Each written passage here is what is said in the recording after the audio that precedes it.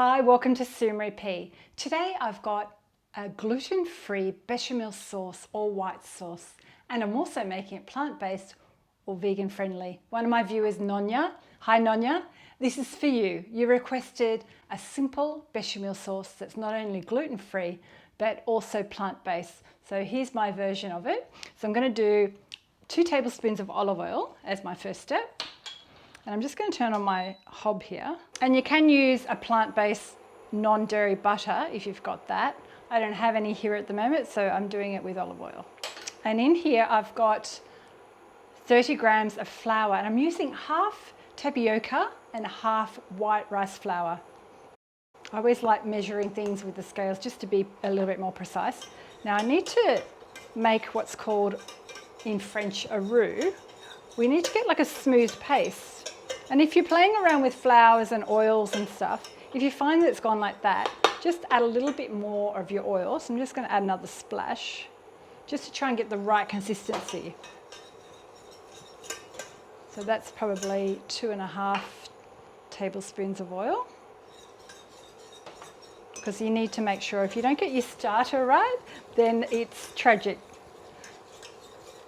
And I've been making white sauces since I was a little kid. My dad loved white sauce on everything. So I was one of 5 and we always were at the stove helping Mum cook and stir. So that's kind of like this smooth paste at the moment. And you just keep stirring that to cook off some of the flour. I'm not sure of the actual technical reason why. So just get a little bit bubbly, but don't burn it. And then in here I'm using oat milk. I love using oat milk in cooking because it kind of acts the same way as dairy milk. So just probably stir that off the heat, or we'll turn that down a little bit. And you want to keep mixing this with just a little dash of milk each time.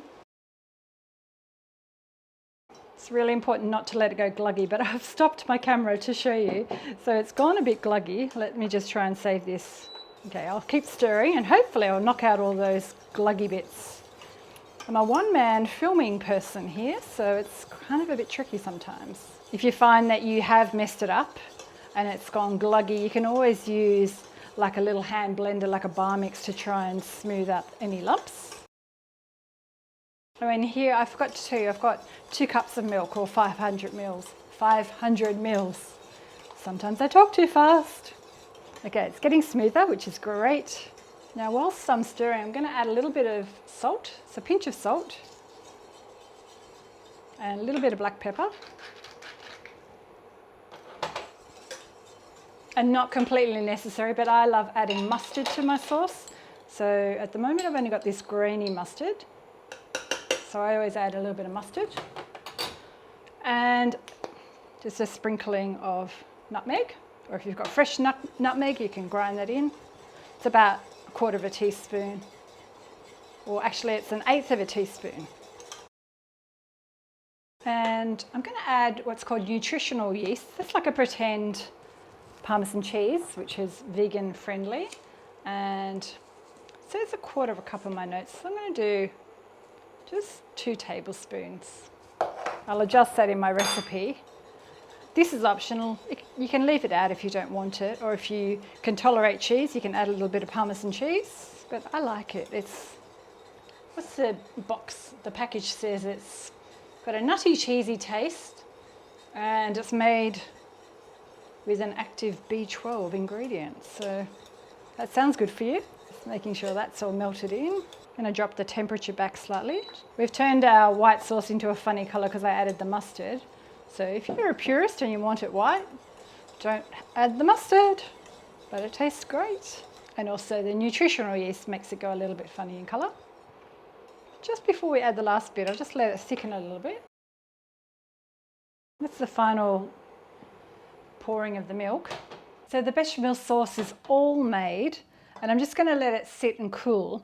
Now if you are worried whether it's got any lumps, grab something like a Bamix and you can just, or you can put it through a blender. Just give it a few whizzes with this, and that'll ensure it's nice and smooth. So it's got some bubbles because I mixed it with the blender, but look at that. Look how lovely and smooth that is. And as I said, that was going to thicken up as it cools down. And I'll pop a link to a couple of other recipes that have bechamel sauce where you could use this recipe. I've got my mac and cheese, and I've got a sun-dried tomato pasta bake. So let me know in the comments below if you give this recipe a go, and I hope you've enjoyed it.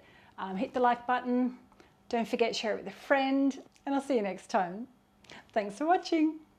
Bye.